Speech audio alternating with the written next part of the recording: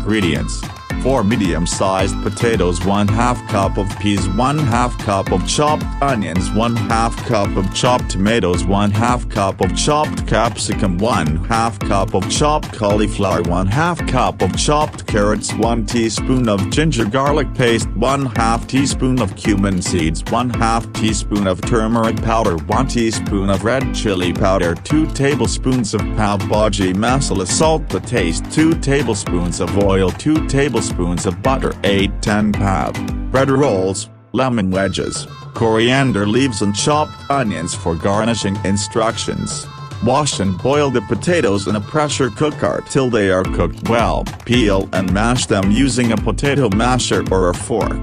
Keep it aside. In another pan, boil the peas till they are soft and keep it aside. Heat oil and butter in a large pan on medium heat. Add cumin seeds and let them splatter. Add chopped onions and sauté till till they become translucent. Add ginger garlic paste and sauté till for 1–2 minutes till the raw smell goes away. Add chopped capsicum, cauliflower and carrots. Sauté till for 3–4 minutes till they are cooked well. Add chopped tomatoes and cook for 3–4 minutes till they are soft. Add boiled peas and mashed potatoes.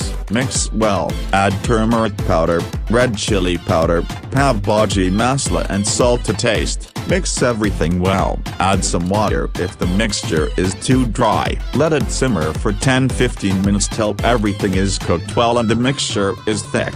Turn off the heat and add some lemon juice. Mix well. Toast the Pav bread rolls with some butter. Serve the Pav Bhaji hot with some chopped onions, coriander leaves and lemon wedges on top. Enjoy your delicious Pav Bhaji.